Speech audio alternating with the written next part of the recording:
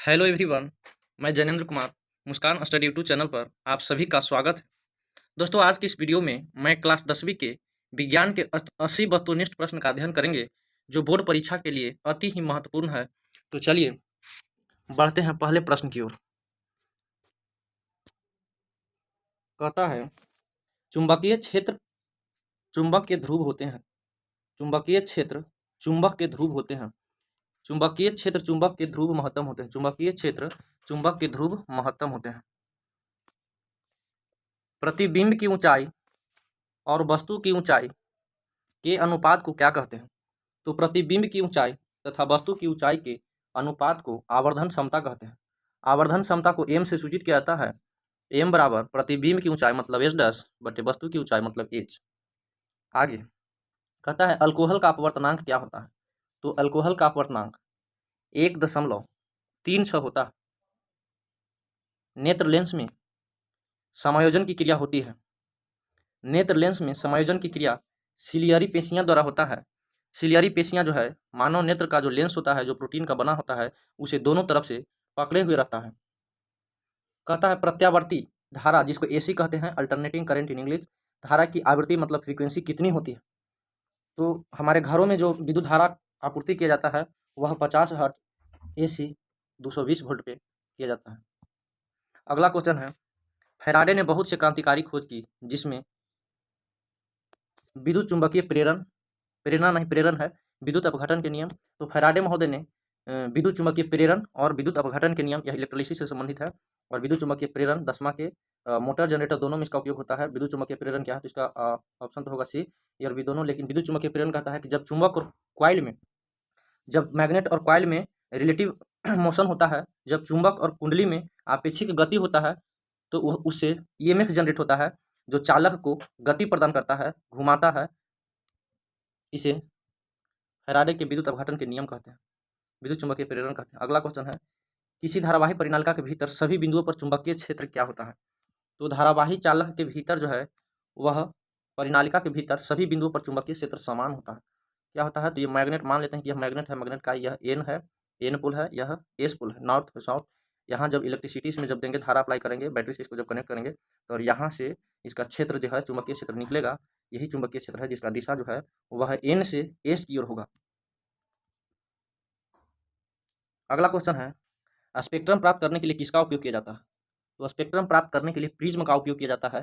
Prism prism जो है, इसका आकृति इस तरह से होता है। यह त्रिभुजाकार प्रिज्म है।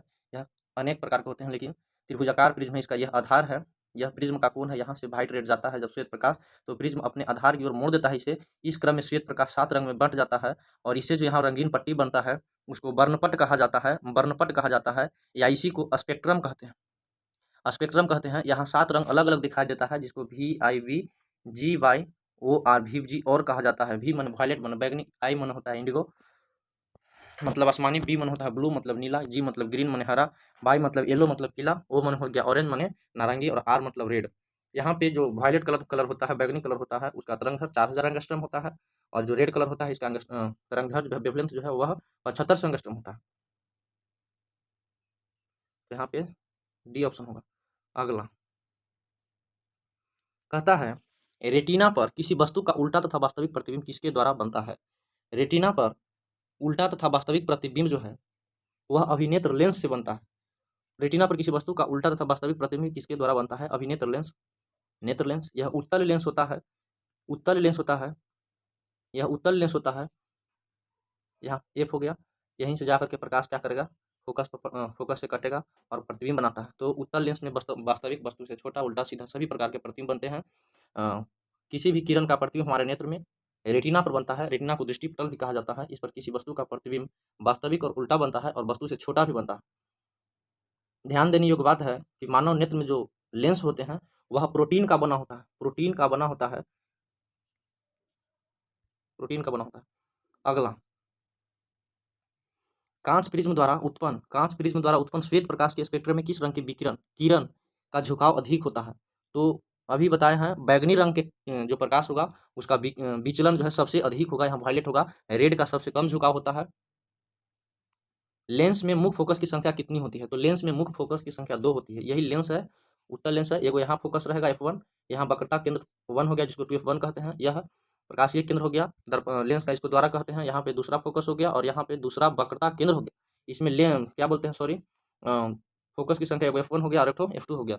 तो लेंस में फोकस की संख्या 2 होती है। किसी लेंस में बाहर की ओर उभरे दो गोलीय पृष्ठों को क्या कहते हैं? किसी लेंस में बाहर बाहर की ओर उभरे हुए, उभर मतलब उठा होता है, गोलीय पृष्ठ को उत्तल लेंस कहते हैं। इसका फिगर इस तरह से है। उत्तल लेंस को अभिसारी लेंस कहते हैं। अभिसारी लेंस इसलिए कहते हैं कि यह सभी किरणें को, जितने भी प्रकाश का किरण है उसको अपने फोकस पे क्या कर देता है, फोकसित कर देता है। इसीलिए उत्तल लेंस को अभिसारी लेंस कहते हैं। रोगियों के नाक, कान, गले इत्यादि के जांच के लिए डॉक्टर प्रयोग करते हैं। रोगी के नाक, कान, गला इत्यादि को जांच करने में डॉक्टर अवतल दर्पण का उपयोग किया जाता है। अवतल दर्पण का उपयोग करते हैं और अवतल दर्पण का उपयोग गाड़ी के हेडलाइट में भी करते हैं, पर्यावलयाकार दर्पण के रूप में। प्रकाश के अपवर्तन के कितने नियम हैं? प्रकाश के अपवर्तन के 2 नियम हैं, परावर्तन के भी 2 ही नियम हैं। प्रकाश के परावर्तन के भी 2 नियम हैं और अपवर्तन के भी 2 नियम। बिजली के फ्यूज का तार बना होता है, बिजली के फ्यूज का तार बना होता है। फ्यूज जो है तांबा टीन का बना होता है। फ्यूज फ्यूज तांबा जिसका संकेत Cu होता है, टीन जिसका संकेत Sn होता है, और एक ठो होता है लेड शीशा जिसका संकेत Pb होता है। इस सब का मिश्रण का बना होता है। कॉपर क्या बोलते हैं, कॉपर और टीन भी रहेगा, या कॉपर टीना शीशा भी रहेगा, इसको टीन होता है, शीशा हो जाएगा, दोनों का मिश्रण होता है। मतलब कहने का मतलब है कि जो फ्यूज होगा उसका गलनांक जो होगा वह तार तार का जो चालक के गलनांक से इसका गलनांक कम होना चाहिए। फ्यूज प्रोटेक्टिव डिवाइस कहा जाता है। यह हमारे सर्किट में इसलिए लगाया जाता है क्योंकि ओवर करंट और ओवर वोल्टेज से सर्किट को जलने और नष्ट होने से बचाता है। अगला, जिन पदार्थों से विद्युत प्रवाह आसानी से नहीं होती है उसे कहा जाता है, उसे विद्युतरोधी कहा जाता है और इसे अचालक भी कहा जाता है। इसे अचालक भी कहा जाता है, अचालक कहा जाता है। अंग्रेजी में कहेगा तो इसको इंसुलेटर कहते हैं, इंसुलेटर, इंसुलेटर कहते हैं।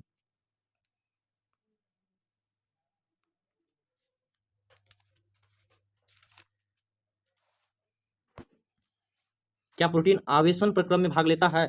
तो नहीं, प्रोटीन आवेशन प्रक्रम में भाग नहीं लेता है। आवेशन कहने का मतलब होता है चार्ज, प्लस माइनस। अगला क्वेश्चन कहता है, परिपथ मतलब सर्किट में किन्हीं दो बिंदुओं के बीच का विभवांतर जिसको कहते हैं पोटेंशियल डिफरेंस मापा जाता है। तो वोल्टमीटर द्वारा मापा जाता है। वोल्टमीटर द्वारा जो है वह विभवांतर मापा जाता है। इसको भी से स्विच करते हैं। क्या बोलते हैं, इसका संकेत इस तरह से होता है। और ये एक पहला टर्मिनल हो गया जो प्लस से स्विच करेंगे, दूसरा को माइनस से स्विच करेंगे। जिस साइड से धारा आएगा, करंट आएगा, वह प्लस टर्मिनल होगा, धारा निकलेगा वह माइनस टर्मिनल होगा। वोल्टमीटर को सर्किट में पैरेलल क्रम में जुड़ते हैं, समांतर क्रम में जुड़ते हैं, लेकिन एमीटर जिसको इस तरह से स्विच करते हैं। करंट आ रहा है तो प्लस से स्विच करेंगे, करंट निकल रहा है माइनस से स्विच करेंगे। क्या होता है, एमीटर जो है वह करंट को मेजर किया जाता है, मापा जाता है अमीटर में। अमीटर या अमीटर दोनों एक चीज़ है, एमीटर या अमीटर दोनों एक चीज़ है। दोनों को परिपथ से श्रेणी क्रम में जोड़ा जाता है, सीरीज कॉम्बिनेशन में जोड़ा जाता है।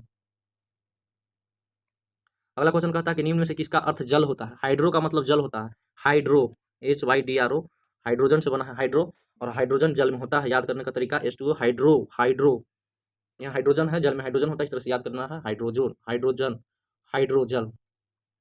ताप बढ़ने पर चालक का प्रतिरोध जो है वह बढ़ जाता है। ताप बढ़ने पर चालक का प्रतिरोध बढ़ जाता है, लेकिन अचालक रहे या कुचालक रहे, एक चीज है अचालक या कुचालक, कुचालक, अचालक या कुचालक या अर्धचालक, अर्धचालक, ये तीनों जो है एक चीज, सॉरी, अचालक का और कुचालक एक चीज है, और अर्धचालक क्या होता है कि चालक और अचालक के बीच इसकी चालकता होता है। केमिस्ट्री में कहेंगे तो इसका वैलेंसी या वैलेंस इलेक्ट्रॉन प्लस 4 होता है। जैसे में कार्बन, सिलिकॉन, जर्मेनियम, ये सब जो है वह अर्धचालक है। अर्धचालक में जब ताप बढ़ाएंगे तो इसका प्रतिरोध घटेगा। प्रकाश क्या है? अगला क्वेश्चन कहता है कि प्रकाश क्या है? तो प्रकाश आंखों को प्रभावित करने वाली ऊर्जा है, light is an electromagnetic wave. जो क्या है, प्रकाश एक विद्युत चुम्बकीय तरंग है जिसका वेलोसिटी जो है निर्वात में वैक्यूम में 3 × 10⁸ मीटर प्रति सेकंड होता है। अगला, मंद प्रकाश में किसकी शिथिलता से पुतली पूर्ण रूप से फैल जाती है?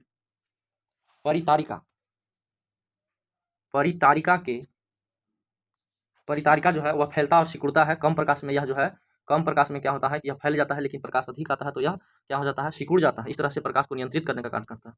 स्थिर विद्युत में आवेश होता है। स्थिर विद्युत में आवेश जो है वह विरामावस्था में रहते हैं, विरामावस्था में रहते हैं। नाम है स्थिर विद्युत, स्टैटिक्स इलेक्ट्रिसिटी, स्टैटिक्स इलेक्ट्रिसिटी।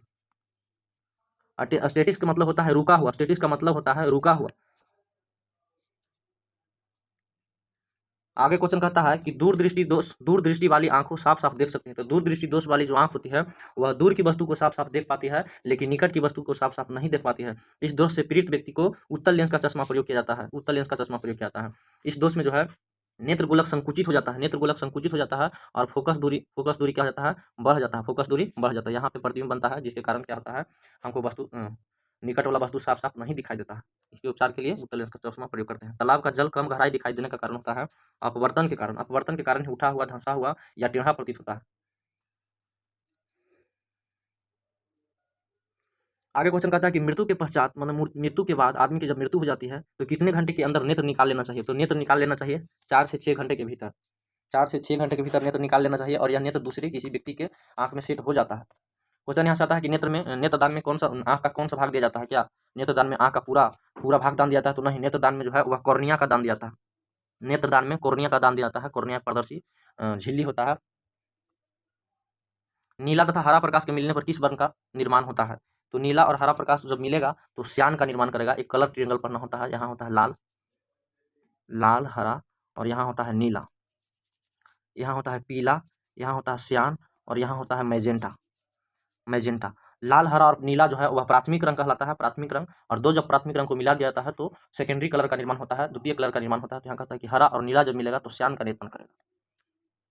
चुंबकीय क्षेत्र की तीव्रता का मात्रक होता है। चुंबकीय क्षेत्र की तीव्रता का मात्रक जो है ओरस्टेल भी होता है, टेस्ला भी होता है। कहने का मतलब ऑप्शन सी, ए और बी दोनों। अगला क्वेश्चन है कि चुंबकीय क्षेत्र रेखाओं की निकटता बतलाता है। चुंबकीय क्षेत्र रेखाओं की निकटता बतलाता है, क्षेत्र का मान बताता है। ये मैग्नेट हुआ एन और एस, पोल हुआ ध्रुव, यहाँ से चुंबकीय क्षेत्र निकलेगा, मैग्नेटिक लाइन्स पोल से लाइन निकलेगा। तो यही क्या बतलाएगा, क्षेत्र का मान बताएगा। क्षेत्र का मान बताएगा कि जिससे जो मैग्नेट से जितना चुंबकीय क्षेत्र निकलता है ज़्यादा निकलेगा तो चुंबकीय क्षेत्र ज़्यादा होगा। जहाँ तक चुंबक का प्रभाव रहेगा चुंबकीय क्षेत्र ज़्यादा माना जाएगा, और जहाँ तक चुंबक का प्रभाव कम रहेगा, प्रभाव नहीं रहेगा, चुंबकीय क्षेत्र नहीं माना जाएगा। चुंबकीय पदार्थ में माना जाता है FeCO9, FeCO9 याद करना है इसको। लोहा, कोबाल्ट और निकेल चुंबकीय पदार्थ होता है। चुंबकीय पदार्थ क्या होता है? तो वैसा पदार्थ जो चुंबक के द्वारा अट्रैक्ट किया जाता है, आकर्षित किया जाता है। अगला क्वेश्चन कहता है कि दर्पण की चौड़ाई को क्या कहा जाता है? तो दर्पण की चौड़ाई को दर्पण का द्वारा कहा जाता है। ये मान लेते हैं कि यह जो है वह अवतल लेंस है, तो यहाँ से और यहाँ के बीच जो है डिस्टेंस, इसको कहेंगे दर्पण का द्वारा। दर्पण का द्वारा। अगला क्वेश्चन हो गया, सभी पदार्थ भस्म कहे जाते हैं जो जल में घुलकर किस प्रकार का आयन देते हैं? तो भस्म का प्रकृति होता है कि जल में घुल करके और हाइड्रोक्सिल आयन देगा। कहने का मतलब है OH माइनस देगा, हाइड्रोक्सिल आयन प्रदान करेगा। H प्लस कौन प्रदान करेगा? तो H प्लस अम्ल प्रदान करेगा। अम्ल जल में घुल करके H प्लस देगा, हाइड्रोजन आयन देगा। लेकिन क्या बोलते हैं, भस्म या क्षार जल में घुल करके OH माइनस देता है। वैसे लवण जो अम्ल और भस्म के पूर्ण उदासीकरण से बनते हैं सामान्य लवण कहलाते हैं। क्या कहलाते हैं? सामान्य लवण कहलाते हैं। सामान्य लवण कहलाते हैं। सामान्य लवण नॉर्मल साल्ट कहे जाते हैं। अगला क्वेश्चन है कि प्रथम कार्बनिक यौगिक यूरिया का संश्लेषण किसने किया? तो प्रथम कार्बनिक यौगिक यूरिया का संश्लेषण इनमें से कोई नहीं किया था। जैव शक्ति के सिद्धांत में पढ़ना है कि बर्जिलियस जो है, बर्जिलियस महोदय ने कहा कि कार्बनिक यौगिक में ही, कार्बनिक यौगिक को सिर्फ मानव शरीर में ही निर्माण किया जाता है। लेकिन इसी का चेला बोहलर था जो कार्बनिक यौगिक को, यूरिया को लैब में बना करके साबित कर दिया कि नहीं, कार्बनिक यौगिक को लैब में भी बनाया जा सकता है, मानव शरीर में ही नहीं। सिद्धांत को जैव शक्ति सिद्धांत, विटल फोर्स थ्योरी कहा जाता है। कैल्शियम कार्बाइड पर जल के साथ अभिक्रिया कर देता है। कैल्शियम कार्बाइड पर जल देने से, कैल्शियम कार्बाइड पर जल देने से एथाइन का निर्माण होता है, जिसको एसिटिलीन कहते हैं। एसिटिलीन, एसिटिलीन कहते हैं। यह इंपॉर्टेंट है। इसका फॉर्मूला अनुसूत्र C2H2 होता है। लोहा से जिंक लेपित करने की क्रिया को क्या कहते हैं? तो लोहा से जिंक लेपित करने की प्रक्रिया को गैल्वेनाइजेशन कहते हैं, गैल्वेनीकरण कहते हैं, जस्टीकरण भी कहते हैं। निम्नलिखित में कौन अधिक क्रियाशील है? कौन अधिक क्रियाशील है? तो सबसे अधिक क्रियाशील यहाँ कॉपर होगा, तांबा होगा, क्योंकि जो क्रियाशीलता के अनुसार तत्वों को सजाया जाता है lithium, potassium, barium, strontium, calcium, sodium, magnesium, aluminium, manganese, जस्ता, क्रोमियम, लोहा, कैडमियम, कोबाल्ट, निकेल, टीना, सीसा, हाइड्रोजन, तांबा, मरकरी और चांदी और सोना। तो सबसे ऊपर यहाँ पे कॉपर है, इसलिए क्या है, कॉपर है, इसलिए कॉपर का जो क्रियाशीलता होगा वह क्या बोलते हैं, मरकरी, चांदी और सोना, चांदी, सोना, मरकरी की अपेक्षा अधिक होगा। अगला, ग्लूकोज के एक अणु में ऑक्सीजन के कितने अणु होते हैं? ग्लूकोज के एक अणु में ऑक्सीजन के कितने अणु होते हैं? ग्लूकोज के एक अणु में ऑक्सीजन के 6 अणु होते हैं। ग्लूकोज का फॉर्मूला था C6H12O6। कहता है ग्लूकोज के एक अणु में, एक अणु ऑक्सीजन के कितने परमाणु हैं, या कितने परमाणु हैं? तो ऑक्सीजन के परमाणु हैं? 6 परमाणु। अगला क्वेश्चन कहता है कि तत्वों के आवर्त सारणी के प्रारंभिक विकास में किसका प्रमुख योगदान रहा है? तो जो तत्वों का आवर्त सारणी, तत्वों के वर्गीकरण का जो आधार माना जाता है वह मेंडलीफ महोदय को माना जाता है, मेंडलीफ महोदय को माना जाता है। इन्होंने इनका खासियत यही था, इनका दोष कह सकते हैं, सॉरी, इनका दोष था कि इन्होंने तत्वों को उनके परमाणु भार के क्रम में सजाया, जिसके कारण कुछ विसंगतियाँ पाया गया। इस विसंगतियाँ को मोज़ले महोदय ने दूर किया।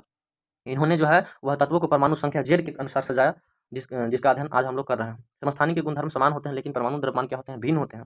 समस्थानिक उस तत्व को कहा जाता है, उस तरह के परमाणु को कहा जाता है, उस तत्व को कहा जाता है जिसका परमाणु संख्या समान होता है और परमाणु द्रव्यमान भिन्न होता है। परमाणु द्रव्यमान को A से तथा परमाणु संख्या को Z से सूचित करते हैं। लेड नाइट्रेट, लेड नाइट्रेट तथा पोटेशियम आयोडाइड के विलयन को मिलाने पर अवक्षेप बनता है, प्रेसिपिटेशन बनता है। इस अवक्षेपन का रंग, अवक्षेप का रंग कैसा होता है, तो जब लेड नाइट्रेट PbNO3 को हम गर्म करते हैं, हीटेड करते हैं with the present of Ki potassium iodide, lead nitrate, तो लेड नाइट्रेट को जब गर्म करते हैं तो श्वेत निकलेगा।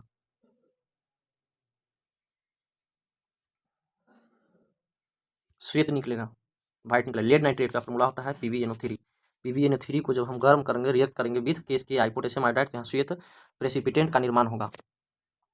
अगला क्वेश्चन कहता है कि बाजार में बिकने वाले बाजार में बिकने वाले चिप्स की थैली में से ऑक्सीजन निकालकर उसमें से कौन सी गैस भरी जाती है, तो ऑक्सीजन को निकाल करके नाइट्रोजन भर दिया जाता है, जिसको विकृत गंधिता कहते हैं। निम्नलिखित में से किसे चाकू से काटा जा सकता है, जो धातु मुलायम होगा उसे चाकू से काट दे सकते हैं, तो जो क्षारीय धातु वर्ग एस ग्रुप के एस ग्रुप में 2 वर्ग हैं, 1 और 2, जिसको क्षारीय धातु कहा जाता है।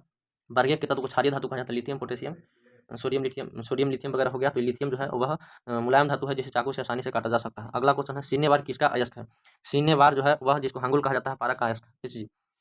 पारा एक जो है धातु होते हुए भी कमरे के ताप पर द्रव अवस्था में पाया जाता है। रासायनिक अभिक्रिया के दौरान किसी पदार्थ में ऑक्सीजन का ह्रास कहलाता है। रासायनिक अभिक्रिया के दौरान किसी पदार्थ में ऑक्सीजन के ह्रास को कहते हैं, क्या कहते हैं, तो इसको कहते हैं अपचयन कहते हैं। क्या कहते हैं? अपचयन कहते हैं, अपचयन कहते हैं, रिडक्शन। एल्युमिनियम पर मोटी ऑक्साइड की परत बनने की प्रक्रिया को क्या कहते हैं? एनोडीकरण कहते हैं, एनोडीकरण कहते हैं। अगला क्वेश्चन, निम्नलिखित में से कौन ऑक्सीकारक है? ऑक्सीकारक नहीं, यहाँ अवकारक होगा, यहाँ अवकारक होगा, अवकारक है। निम्नलिखित में से कौन अवकारक है? तो H2S जो होगा वह हाइड्रोजन सल्फाइड जो अवकारक होगा। कौन सा कार्बनिक यौगिक सबसे अधिक क्रियाशील है? कौन सा कार्बनिक यौगिक सबसे अधिक क्रियाशील है? तो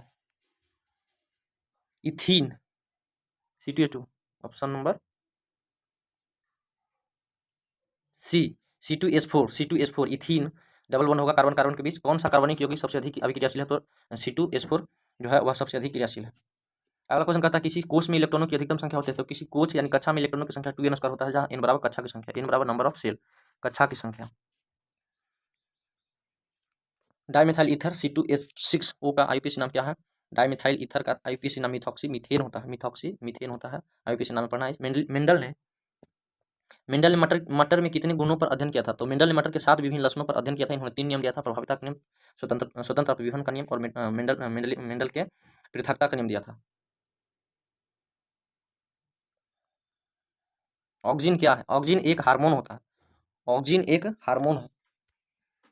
श्वसन किस प्रकार का अभिक्रिया है? श्वसन जो है वह उपचयन, श्वसन जो है क्या है? श्वसन उपचयन, सॉरी श्वसन अपचयन अभिक्रिया है। अपचयन अभिक्रिया होगा, यहाँ अपचयन होगा, अपचयन। अपचयन का मतलब होता है टूटना, टूटना। तो श्वसन में जब ऑक्सीजन धक्का देता है, ऑक्सीजन जब हम नाक के अंदर लेते हैं ऑक्सीजन, तो वह ग्लूकोज को तोड़ता है, जिससे हमको एनर्जी ATP के रूप में मिलता है। तो श्वसन उपचयन प्रक्रम नहीं बल्कि अपचयन प्रक्रम हुआ। मेथानोइक अम्ल का सामान्य नाम क्या है? मेथानोइक अम्ल का सामान्य नाम फॉर्मिक अम्ल होता है, फॉर्मिक अम्ल होता है, जो चिट्टी और बिस्कुट के टंक में पाया जाता है, मेथानोइक अम्ल। अगला क्वेश्चन कहता है, धोबिया सोडा, धोबन सोडा, वाशिंग सोडा, जिसका फॉर्मूला होता है Na2CO3 × 10H2। यहाँ से क्वेश्चन आता है कि H2O के एक अणु में कितना जल के अणु होते हैं? तो 10 अणु होते हैं। धोबन सोडा में जल के कितने अणु होते हैं? तो 10 अणु होते हैं। धोबन सोडा में जल के 10 अणु होते हैं। अगला क्वेश्चन कहता है, हीलियम परमाणु के बाहरी कक्षा में कितने इलेक्ट्रॉन होते हैं? हीलियम परमाणु के बाहरी कक्षा में 2 इलेक्ट्रॉन होते हैं, 2 इलेक्ट्रॉन होते हैं, और इसका परमाणु द्रव्यमान जो है 4 होता है, परमाणु संख्या 2 होता है, बाहरी कक्षा में 2 इलेक्ट्रॉन होते हैं। यह एक अक्रिय गैस वर्ग 18 के तत्व है, 0 के तत्व है। उसके बाद कहता है, जल में घुलनशील भस्म को क्या कहते हैं? तो जल में घुलनशील भस्म को क्षार कहते हैं, क्षार कहते हैं, बेस कहते हैं। अगला क्वेश्चन है, ऑक्जेलिक अम्ल का प्राकृतिक स्रोत क्या होता है? तो टमाटर में ऑक्जेलिक अम्ल पाया जाता है, जो स्याही के धब्बा को छुड़ाने में मदद करता है। निम्न में से किस धातु का गलनांक सबसे कम होता है? गलनांक का मतलब होता है कि जिस ताप पर कोई धातु गलना प्रारंभ कर देता है, उस पॉइंट को, उस ताप को क्या कहते हैं? गलनांक बिंदु कहते हैं। तो यहाँ सोडियम जो होगा, सोडियम का गलनांक सबसे कम होना चाहिए, क्योंकि सोडियम जो है मुलायम धातु है, सोडियम वर्ग के तत्व है, S ग्रुप के तत्व है, इसे चाकू से काटा जा सकता है और इसे केरोसिन के तेल में डुबोकर रखा जाता है। उपचयन अपचयन अभिक्रिया को क्या कहते हैं? तो ऐसा अभिक्रिया जिसमें अपचयन और उपचयन दोनों एक साथ होता है, तो इस तरह की अभिक्रिया को रेडॉक्स रिएक्शन कहते हैं, रेडॉक्स अभिक्रिया कहते हैं। अगला क्वेश्चन कहता है, कौन धातु है जिसका दहन चमकदार श्वेत ज्वाला के साथ संपन्न होता है? तो मैग्नीशियम जो है वह चमकदार श्वेत ज्वाला के साथ जलता है, और यह क्या है कि यह नाइट्रोजन में जलता है। मैग्नीशियम जो धातु है वह नाइट्रोजन में जलता है। अगला क्वेश्चन है मैग्नीशियम के फीता को नाइट्रोजन में जलाया जाता है। अगला क्वेश्चन है क्रमाकुंचन। क्रमाकुंचल गति कहाँ पाई जाती है? क्रमाकुंचल गति कहाँ पाई जाती है? तो क्रमाकुंचल गति जो है वह आहार नली में पाया जाता है। क्रमाकुंचल गति कहाँ पाई जाती है? आहार नली में पाया जाता है। मनुष्य का आहार नल जो है 8 से 10 मीटर लंबा नली नुमा संरचना होता है जो मुख गुहा से प्रारंभ होकर के मल द्वार तक जाता है। टेनिन मुख्यतः कहाँ पाया जाता है? तो टेनिन वृक्षों के छाल में पाया जाता है। यह पौधा का उत्सर्जी पदार्थ है। उत्सर्जी पदार्थ है जो वृक्षों के छाल में पाया जाता है। हृदय का पेसमेकर किसे कहा जाता है? तो साइनो ऑरिकुलर नोड को हृदय का पेसमेकर कहा जाता है, जिसको एसए नोड कहते हैं। एसए नोड, ए से साइनो हो गया, ए से ऑरिकुलर नोड ही हो गया। साइनो ऑरिकुलर नोड हृदय का पेसमेकर कहा जाता है। एक समान व्यक्ति में हृदय धड़कन की गति होती है, तो एक समान व्यक्ति में हृदय की धड़कन 70 से 80 प्रति मिनट होता है। यहाँ 72 भी देगा, कोई दिक्कत नहीं है, दोनों के बीच में हो सकता है। रुधिर चाप, रुधिर चाप नियंत्रित होता है। रुधिर चाप नियंत्रित होता है। रुधिर चाप नियंत्रित होता है एड्रीनल द्वारा नियंत्रित होता है। एड्रीनल ग्रंथि द्वारा रुधिर चाप नियंत्रित होता है। कौन सा पादप हार्मोन पतियों के मुरझाने के लिए उत्तरदायी होता है? तो एब्सिसिक अम्ल जो है पतियों को मुरझाने और गिराने में मदद करता है। पतियों में गैसों का आदान प्रदान कहाँ होता है? तो पतियों में गैसों का आदान प्रदान जो है वह रंध्र द्वारा होता है, जिसको अस्टोमेटा कहते हैं। अस्टोमेटा या अस्टोमाटा कहते हैं। पीत रस, पीत रस का कहाँ से निकलता है? पीत को इंग्लिश में बाइल कहते हैं। BILE, बाइल में पीत होता है। कहता है पीत रस कहाँ से स्रावित होता है? तो पीत रस यकृत से स्रावित होता है, जिसको लीवर कहते हैं। इसका वजन 1.5 kg होता है। यह हमारे शरीर का सबसे बड़ी ग्रंथि होता है। कवक में पोषण की कौन सी विधि पाई जाती है? तो कवक में पोषण की मृत जीवी पाया जाता है। मृत जीवी यह मृत कार्बनिक पदार्थ को अपघटित करके सड़ा गला करके अपना भोजन प्राप्त करता है। समझात अंगों का उदाहरण क्या है? तो हमारा हाथ और कुत्ते का अग्रपाद समझात अंग का उदाहरण होता है। अगला क्वेश्चन, प्रतिवर्ती चाप कहाँ बनते हैं? प्रतिवर्ती चाप जो है वह मेरुरज्जु में पाया जाता है। समान अनुशीतलन रक्तदाब होता है। समान अनुशीतलन रक्तचाप जो है, रक्तदाब जो है वह 80 mm होता है। 80 mm पारा पे होता है। क्या होता है? 120/80 mmHg। मनुष्य का रक्तचाप, ब्लड प्रेशर, बीपी जो है वह 120/80 mmHg होता है। इसको कहते हैं सिस्टोल बटे डायस्टोल। सिस्टोल बटे डायस्टोल। सिकुड़ना और फैलना, 120 बार सिकुड़ता है, फैलता है 80 बार। अगला क्वेश्चन, निम्न में से कौन एक उभयलिंगी जंतु है? उभयलिंगी का मतलब होता है वैसा जंतु जिसमें नर और मादा जनन दोनों पाया जाता है। तो केचुआ जो है वह उभयलिंगी जंतु में आता है। अगला है पुष्पी पौधों में लैंगिक जनन किसके द्वारा होता है? तो पुष्पी पौधों में फूलों द्वारा लैंगिक जनन होते हैं। निम्न में से कौन एक लिंगी पुष्प होता है? वैसा पुष्प जिसमें केवल नर या मादा हो उसको एक लिंगी पुष्प कहते हैं। तो यहाँ पपीता हो जाएगा एक लिंगी पुष्प। निम्न में से कौन कौन बौने पौधे को दर्शाता है? तो बौना पौधा को टीटी, स्मॉल टीटी दर्शाता है।